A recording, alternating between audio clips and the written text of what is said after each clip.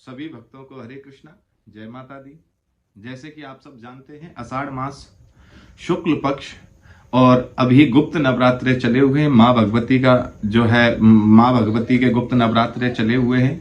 और इस गुप्त नवरात्रे में हमें क्या करना चाहिए, इस गुप्त नवरात्रों से हमें कैसे फायदा हो, आज मैं आपको एक बहुत छोटा सा उपाय बताने जा रहा हूं। अगर आपके गृहस्थ जीवन में है बाधा, मान लीजिएगा आपके पति आपकी ओर ध्यान नहीं देते हो, या आपके पति किसी पराई स्त्री के उसमें हो, या आपके पति से आपका तलाक होने वाला हो, या आपके पति आपसे मिलना नहीं चाहते हो, मिलने नहीं आते हो, या आपके पति आपसे नाराज रहते हो, या मिनट मिनट में आपसे क्रोध करते हो, तो आपको यह उपाय जरूर करना चाहिए। उपाय क्या है? गुप्त नवरात्रों के टाइम पर हर एक दिन, यानी कि 9 नवरात्रे, अब 2 तो नवरात्रे जा चुके हैं, अब आप कहेंगे कि 2 जा चुके हैं, परंतु गुप्त नवरात्रों के किसी भी दिन से यह व्रत, यह अनुष्ठान हमें आरंभ कर देना चाहिए। आपको माँ भगवती की पूजा करनी है, और माँ भगवती की जब पूजा करो तो माता भगवती के आगे आप ज्योत लगाएं। जो है ज्योत लगाने के बाद में मंगल चंडिका स्तोत्र का पाठ करें, और मंगल चंडिका स्तोत्र का पाठ करने के साथ साथ में 9 फूल आपको लेने हैं एक जैसे। ये ध्यान रखना, जब तक ये अनुष्ठान चलेगा फूल एक जैसा हो, चाहे वो कमल के हों, चाहे वो गुलाब के हों, चाहे वो गेंदे के हों, चाहे वो चमेली के हों, चाहे किसी भी चीज के फूल क्यों ना हो, आपको 9 फूल लेने हैं एक जैसे। प्रथम दिन आप 9 फूल लें और अपने ऐसे हाथ में रखें 9 फूलों को, और हाथ में रखने के बाद माँ भगवती की स्तुति करें, प्रार्थना करें, और माँ भगवती से कहें कि हे माता रानी, ऐसे ऐसे मेरा ये कार्य है और इसमें मुझे पूर्णतः सफलता मिले। चाहे पति से, मान लो पति रुष्ट हो रखे हैं तो वो आकर मुझसे मिले, आपका घर नहीं बस रहा है तो घर बसने की कामना करें, क्रोध करते हैं तो क्रोध की कामना करें, किसी स्त्री के चक्कर में है तो उस स्त्री का नाम लेकर जो है प्रार्थना करें। तो प्रथम दिन ज्योत लगानी है माता रानी की। ज्योत लगाने के बाद में जो है मंगल चंडिका का पाठ करना है, और मंगल चंडिका स्तोत्र का पाठ के बाद में आपको 9 फूल माँ रानी के चरणों में चढ़ा देने हैं।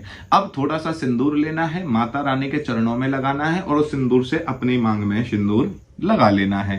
पहले दिन की क्रिया।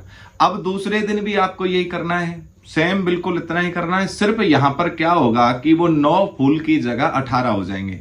फूल एक जैसे हो, मैं आपको पहले बता चुका हूं, अभी भी बता रहा हूं। फूल एक जैसे हो, वह फूल लेने हैं। अब जो फूल पहले दिन 9 लिए थे वो 18 करने हैं। 18 के बाद में फिर तीसरे दिन जब आप पूजा करोगे, पूजा पहले जैसे ही चलेगी जैसे पहले दिन हुई थी, परंतु फूल 9 बढ़ते चले जाएंगे।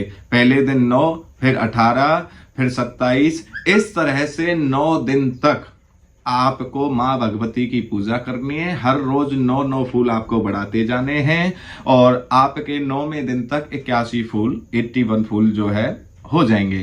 तो आपको वह माँ के चरणों में चढ़ाने हैं, और 9 की 9 दिन आपको व्रत रखना है। अब जैसे बहुत से माताओं की, भाइयों की जो है एक शिकायत होती है कि गुरुजी नवरात्रे तो 2 भी एक साथ में हो जाते हैं। आपको नवरात्रों के बीच में यह कार्य करना है। किसमें? नवरात्रों के बीच में। अब चाहे किसी भी नवरात्रे से आप यह कार्य आरंभ करें, और आपको 9 दिन तक करना है। 9 दिन तक माँ के व्रत रखने हैं, 9 दिन तक माँ की पूजा करनी है, और जो है किसी भी प्रकार का भोजन, अशुद्ध भोजन आपको ग्रहण नहीं करना है, और उसके साथ में क्रोध इत्यादि आपको बिल्कुल नहीं करना है। क्रोध पर पूरा कंट्रोल रखना है आपको, क्योंकि क्रोध करने से भी भक्ति पूर्ण हमें नहीं प्राप्त हो पाती है, फल हमें पूर्ण प्राप्त नहीं हो पाता है।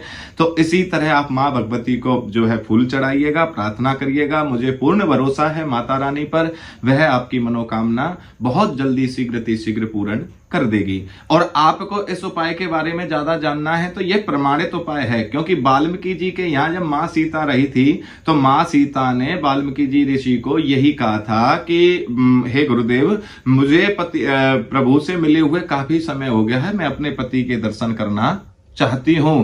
तब वाल्मीकि जी ने उनको यह उपाय बताया था, और उसी उपाय से राम जी उन्हें मिले थे।